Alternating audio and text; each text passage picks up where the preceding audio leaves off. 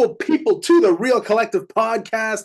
As always, my name is Sean Tassay, joined by my illustrious co-host wearing glasses with the hair, with the logo, Kyle Miller. How you doing today, pal?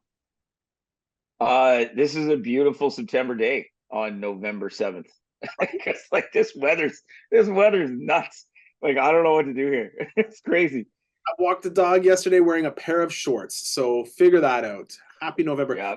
Also, my birthday is next week. I've also had birthdays where it's snowing. So thank global warming. Obviously, if it's November 7th, you can timestamp this and realize that yesterday we got word that we have a new president just south of the border.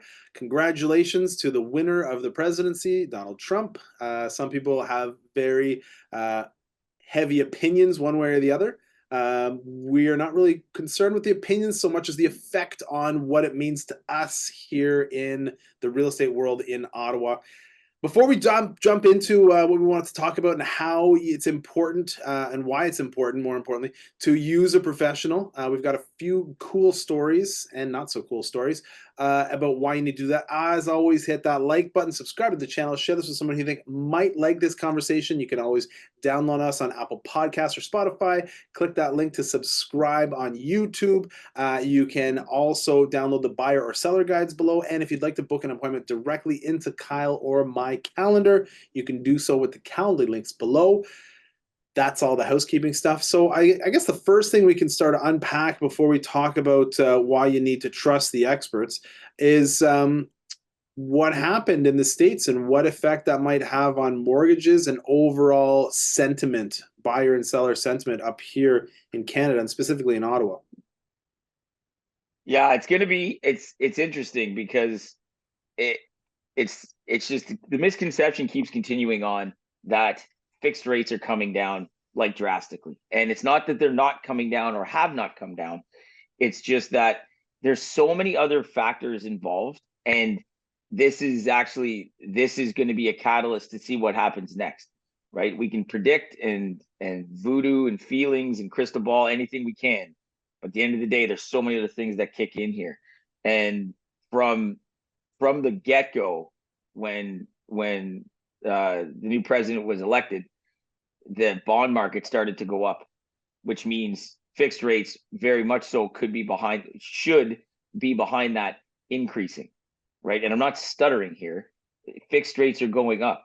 And I can hear everybody being like, yeah, but the Bank of Canada dropped all the rates for the 1,000th time on this show alone. No, that's not how it works, guys. It's not how it works. The Bank of Canada dropped one rate, prime. Time, real loud for the people in the back. Yeah, real loud, exactly. Send this all the way. They do not control fixed rates, being the Bank of Canada. They don't. It's the bond market that controls fixed rates, which is attached to stock market and everything else that goes on in our economy and around the world, potentially. So that is what's changing. So can I comment and say like, well, this is why exactly it's going up?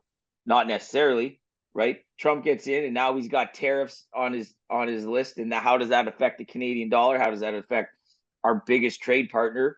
And what is that going to do to us? Well, the market's speculating it's not going to be the best, at least not as of today, which means that things are going back up. So it's such a ride, and we'll wait and see what happens if he starts whatever policies and stuff he puts in place first, and what he goes after first. We'll see how the markets react to that. But like I said to people, like it's so volatile. This is also why I think it's a great time to be in an adjustable rate or a variable rate mortgage, because you can ride. Because just because the bond market goes up, there's a universe, and we're probably in it, where the Bank of Canada says we're lowering rates. I got caught. We are lowering our rate. Yes. We're lowering our rate to stimulate our economy, right? And fixed rates are like, yeah, but the world is saying do this. So we got things going like this. And you want to be on this elevator, which is the variable rate elevator. You want to be on that one. You don't necessarily want to be on this one, right? And yes, it could go back up for sure. But the odds are, until we are completely out of a recession or our job numbers get better and things pick up, they don't have very many levers to pull. So it's going to be interesting to watch how this all pans out. But whew, what a week. As far as buyer sentiment goes, I think that there are a lot of people who still think exactly what you're saying, which is, hey, the rates are going down, and so the value of houses will go up. So, hey, you know what? If I'm not selling my house now, why don't I just sit around and wait until the spring, and maybe the value of my house will go up in the spring. I'd say seasonally, yes, your house will sell for more money in the spring than it will in the fall, but I think thinking that is tied to the rates, and that is going to be a drastic difference between a fall sale or a winter sale and a spring sale. I think that's just misinformed. I think you're hoping that the prices are going to go back to COVID numbers, but I've got a lot of okay. This is my segue here. I've got a client who's hoping to buy a house, and these people have it listed, and it started at 950, and it went down to 900, and it's now down at 850. And she's like, "Look, I've looked at everything else out there. This house looks like it's worth about 800, maybe 805, 810, 815 on a stretch. It still needs this, and this. And if it has all those things, then it's like 835. It's not even 850." So here's what we're going to do. We'll offer them 800. They're like, no, no, we're not selling a house for 800 because they started at 950 and thought that they had, everything because of the COVID numbers, right? People are still living in the past. People aren't future. And so the agent, I called the agent. I'm like, here's what we're going to do. Oh, well, if they don't sell it now, then they're going to keep it. They'll sell it again in the spring. I'm like, well, do you really think it's going to sell for a lot more money in the spring? And how much is it going to, house is vacant. They live somewhere else. How much does it cost you to carry it from now until the spring?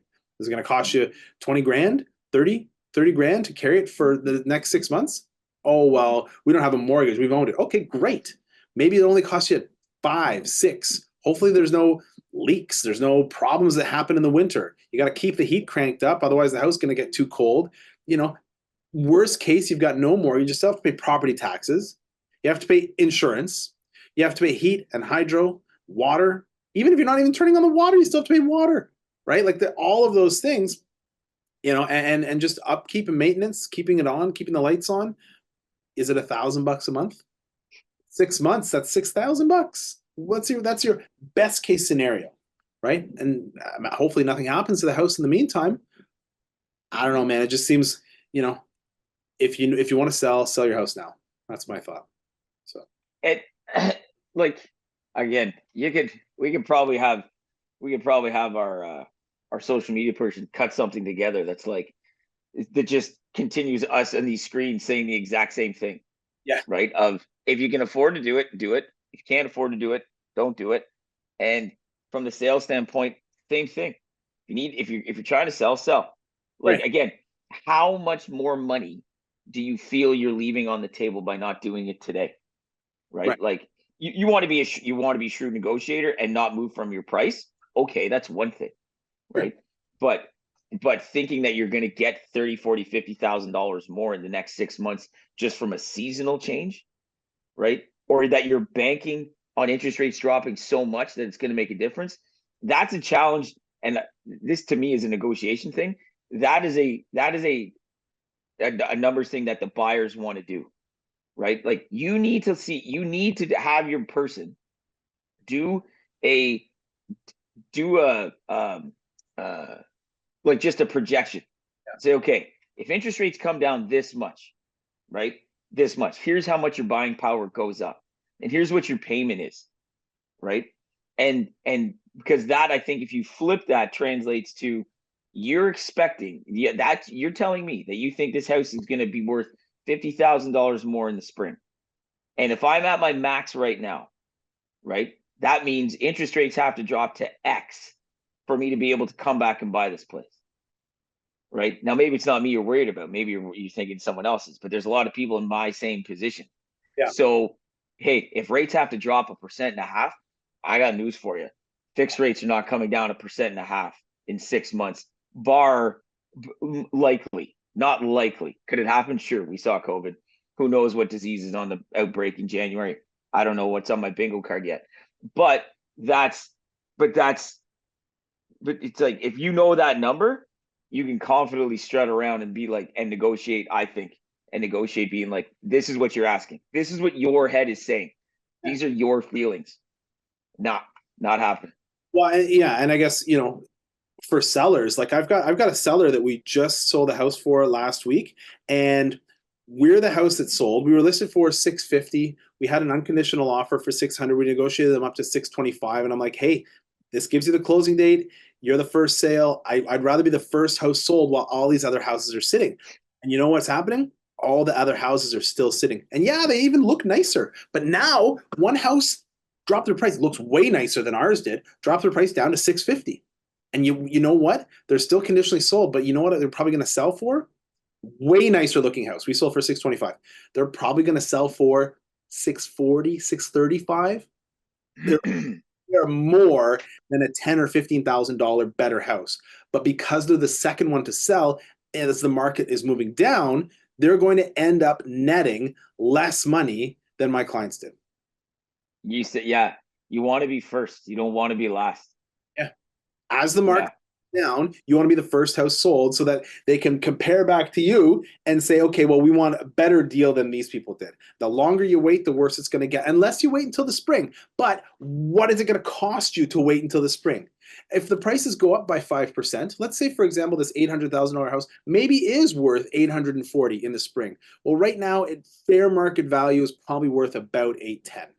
And in the springtime, it might be worth 850. But the problem is, by the time spring rolls around, you've been on the market for 6 months. And even if you are worth 850, everybody's going to look at you and be like, what's wrong with you? What's wrong with you? What's wrong with you? And they're all going to want to buy it for a discount price anyways. So it's like, you have to get the price right from the jump. And if someone wants to buy the property, sell the fucking property. Sell it to them. Don't get so stuck up about, oh, well, I started at this price and now I'm down to this. I spoke with another agent in that same sort of price range. They're listed. They started at this was crazy. They started at 879. Okay, they were listed for 879, and like same thing. This house realistically is probably worth 8.25, right? They started at 879, and the listing agent is a family member of the seller. Right? So they started at 879. They dropped their price after 5 months of being on the market and not selling all through the spring. They dropped their price. You know what they dropped to? 867.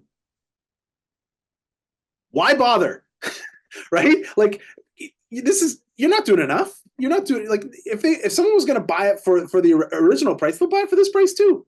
You're not getting anybody new. There's no value to that. And so I called the agent. I'm like, hey man, you got to rip out the full basement. The floors are all funky. You've got to rip out the primary bathroom.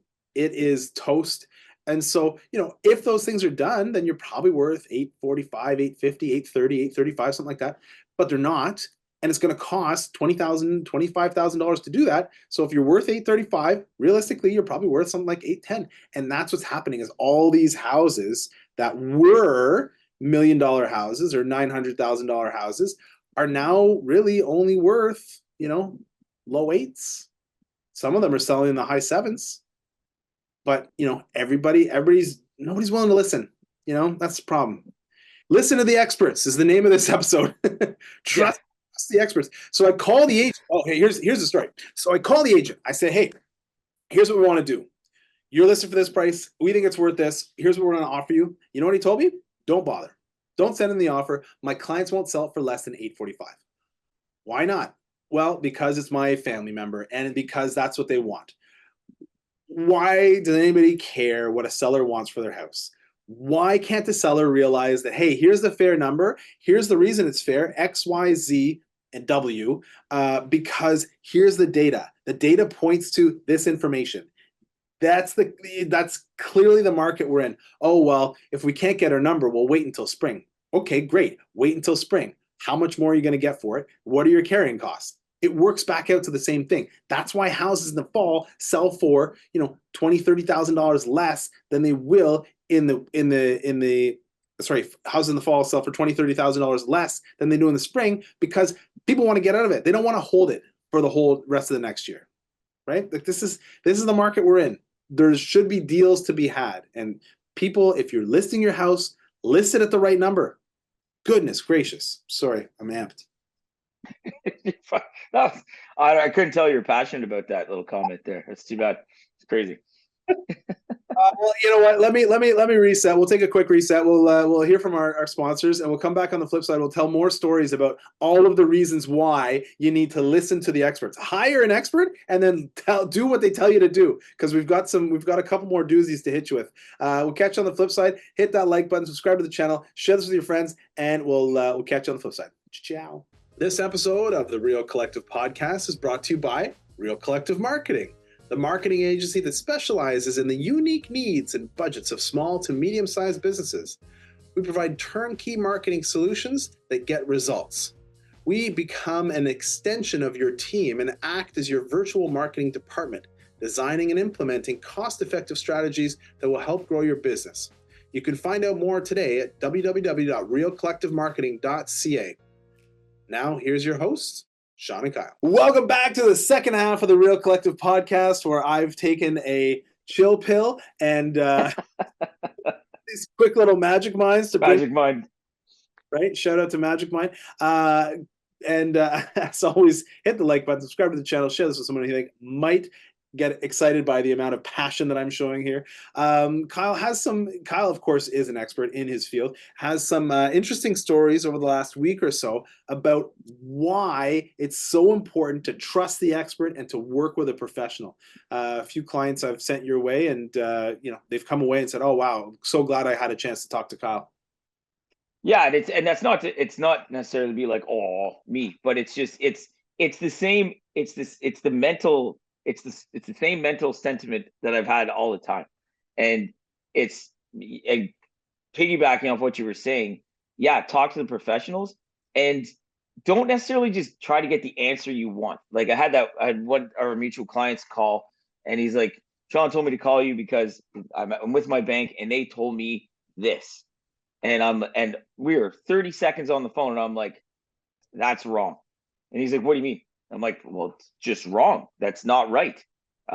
He can have that opinion, but that person, at least in my opinion and knowledge, is wrong, right? This is how this happens. And this is why you would like to do it exactly the way you're doing it. He wasn't wrong for telling you to do it this way. He's wrong in telling you can't take advantage of this tax deduction, blah, blah, blah, in that way. Now, I also caveat that always with trying to stay in my lane, saying, by the way, this is everything I know, not because I'm an accountant in this case, because I've done this for 15 years, and this is what I've learned through trial and error, and this is how it's worked. So your next call needs to be to the accountant. Okay, so what you're saying is that you're right and he's wrong. I'm like, yes, but you want to call the accountant. Yes. Ask the accountant. And then same thing, we had another discussion about a different thing for his potential rental property. And I said, this is the one piece of information I tell you about that particular situation that I've run into over the years, right? I don't work for the city of Ottawa. I don't know where you can find that on their website. I don't know how it works technically, legally. I just know it's a thing because I've had problems closing deals. I've had clients who have to walk away from a deal because this and this has happened. Oh, so this is the actual, like, this is written in stone somewhere, not for me. Call your lawyer now, right? Like, call your lawyer and call the city. Why? Because they're the actual experts. I'm getting this, again, trial and error, somewhat anecdotally to a degree. I know what happens. I don't know how, why, or what to necessarily find it. I just know what happens. Call the lawyer, call the professionals, talk to them. They will tell you, right? So, and that is always the thing. We want the answer that we want, and we don't care where we get it. And then we get to turn around and blame somebody when it turns out to be wrong. Did you talk to the right person, right? And I'll go the other way too, just on one thing as we get passionate about stuff. That's why, and this sounds terrible because I just said, go talk to your lawyer. You know what else you don't do is people in those positions don't always know everything just because they play in that space. People ask me about real estate, like, is that the good price? Is that a good location? Is this a thing? I'm like, I don't know. Have you talked to Sean about it? I can have an opinion, but I'm not looking at the same data you're looking at. So I don't know. Ask Sean that question. I've had lawyers blow up deals and start fights with me between my clients because the lawyer's like, hey, That's not a good rate. You can get, I've got better somewhere else. Excuse me, sir? No, no, no, no, no. Back it up. Back it up. And if you have a problem with it, you've had that file on your desk for weeks. You bring that to me because you don't know everything that's going on in their life. I do because I set it up. Now, again, I appreciate the fact they're trying to do right by their client. So that it's not malicious most times. Sometimes they are donkeys, but most times they're not doing it maliciously, right? They see a lot of numbers. They look and say, well, I've seen this. I've seen a better deal somewhere else. But you don't know why we had to go to that place. You don't know what conversations I've had. You don't know what they've expressed to me in terms of their situation and why we did this, right? Yeah. If you have a problem with it, I'm the professional now. You call me and we'll have that discussion as long as we're allowed to, privacy, blah, blah, blah. But that drives me nuts. So speak to the right professional. There it is. Yeah. And you know what? I'm all for it. And it's like they teach us that in real estate school. They're like, hey, you know what? You're not going to be an expert on everything. So make sure that you always point your client in the right direction of the professional. I was looking at a property today with a contractor, and he was telling me a story about a client who bought a house, and he went and did a quote. And he's like, hey, you know what? It's gonna cost me $320,000 to convert this house into 3 units. You'll be able to.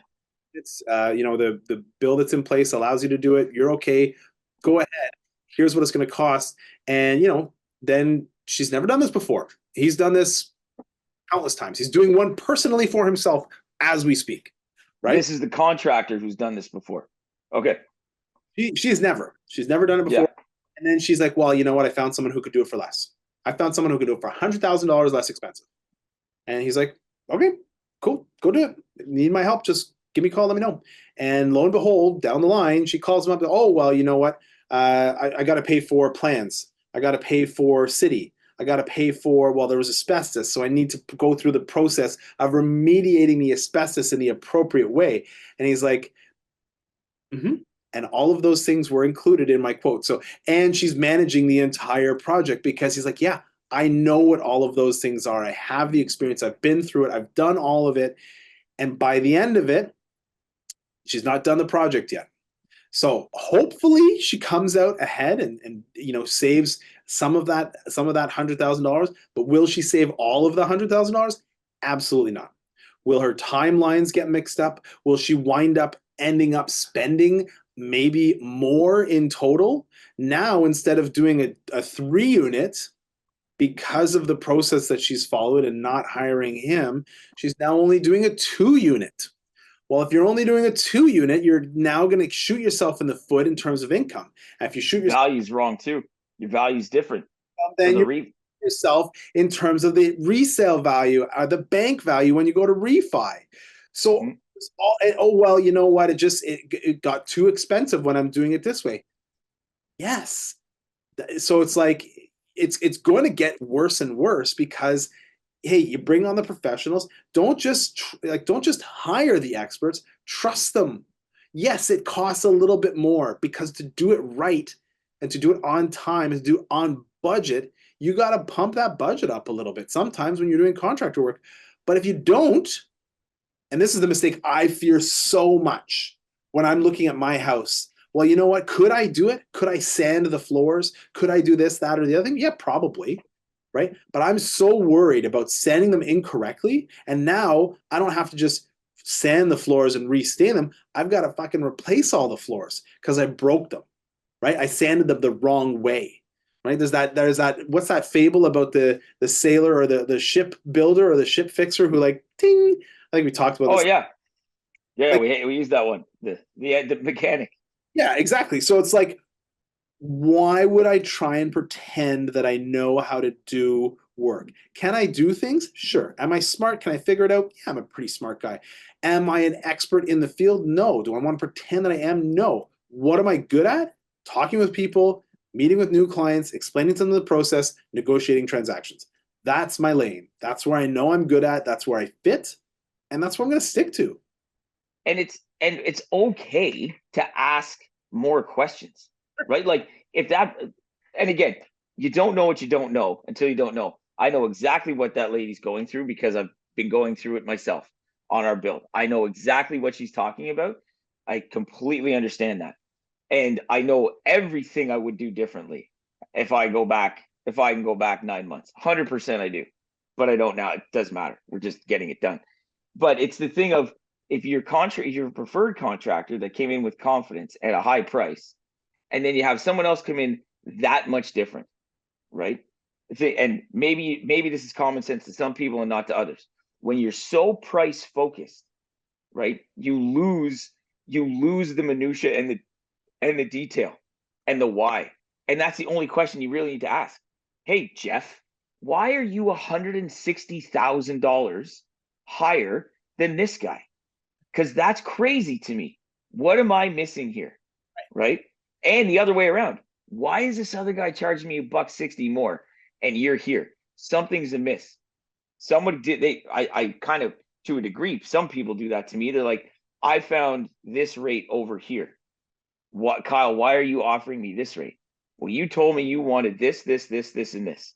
And your situation is this, and this. Right? I literally just today, right? Doing another deal for someone, looking at it, I'm like, the rate over here at this bank's 479. Same deal at this bank's 519. Like that's steep. Like that's steep. That's a big difference. Why am I going to the bank with the higher one? Because cash is more important to this guy. He doesn't fit the criteria to do 20% down. He needs 25% down. But he already told me he only wants to put down 20. Well, here you go. This is why we're going here. If you want to change your mind, change your mind. We'll go over there. It's fine. Right? But you have to ask those questions to know. It's not just blanket. Every quote's 200,000. This guy's just high. Or everybody's getting 479 versus this guy who Kyle's putting me with at 519. You have to ask those questions, and it's okay. Like, it's okay. Yeah. We're happy to hear the questions because then we can, not because we want to justify what we're doing, but to explain properly, because there are people who offer different services. One of the best things that happened for us through Tressa is we had to be able to say to our clients, hey, here's the different service levels that we offer. Here's the different rates that we charge. Which one would you like? And now it's not a question of, well, why do you charge more? Are there people who will do it for less? Absolutely there are. Are there people who will provide the same results? Probably not, right? I mean, there's so much, it sounds such a cop-out as you get what you pay for. But I mean, and it's the same thing, not just with clients that we're facing, but also when we're talking with agents about joining the team. Hey, why is the split this way with the team? Why is this, that, and the other? Well, here's why. Here's all value. Yeah, exactly. And if you don't see the value, then you don't need to be there. It's just, as a team lead, that's something that over the years I've bumped up against, where the agents are like, I can just do this on my own. Why would I give you, a percentage of the money that I make when I could just go and do it on my own? Like, okay, go and do it on your own. How's it working? Oh, well, it's not working as well. Okay. Now, do you see why it makes sense? Yeah, because I make more total money, even though a percentage of what I'm making, I'm giving away back to the corporation, back to the team. Well, yeah, but here's all the ways that the team supports you and allows you to be better at your job. And as a result, your clients get better service as well. Right. So and we see it too, like definitely see it, sorry, cut you off, in our industry too, where I've had those conversations with people, and I can easily admit it. I've been on the phone and been like, and they're like, yeah, I went to online to wherever, Rate Hub or Nesto or whatever, and they're offering me this. And I'm looking at their file going, yeah, you can probably do that. They're like, what? I'm like, guys, you don't need my expertise. I want your business. I'm going to take care of you. You're going to service the hell out of you. But your deal is so simple, right? It's so simple. They can process your paper. They're not going to service you. They're not going to give you advice. They will process your paper quickly, efficiently, and you're going to be fine. But the minute you get past 2 phone calls, and what do you think about, you're done. It's over. You've cost them money. Whereas I'll shoot the shit with you about your stuff if you want to, and we'll hammer stuff off each other, right? We'll bounce ideas. But that's what you get that. And that, if that's worth something to you, you're in the right spot. If it's not, which is totally fair, doesn't mean you're a dick, doesn't mean I'm a dick. We're just not going to line up here. That's cool. On your way. I'll finish with this one. I had a client tell me that, look, I could hire I could reach out to 4,000 different real estate agents, Sean, and I constantly and consistently come back to you because I know that when push comes to shove, if I need someone to push and negotiate, I see your value. I know that you're the guy with the experience who can A, answer my phone call at 10 o'clock at night. B, tell me what I need to do so that I'm actually the person who gets this house if I'm in multiple offers. And C, protect me in terms of the paperwork and in terms of all of that, because that's what I do. I build relationships with other agents. I leverage those relationships for the benefits of my clients, and my clients always win, right? So being seen for that is like a big, yeah, okay, that's right. This is why you hire a professional. This is why you trust the experts. And I'll end on that because that is the title of our show, Trust the Experts. As always, subscribe to the channel, share this with someone who you think might like this conversation. If you'd like to trust the expert yourself, then you can book an appointment with either Kyle or I and the calendar links below. Kyle, you didn't want to pat yourself before on the back. I will pat you on the back. Good job. You are an expert who I trust. Happy to send all my clients your way because you can answer those questions. It's so, so, so important. You can also download the buyer or seller guides below. And until the next time, keep it real. Collective.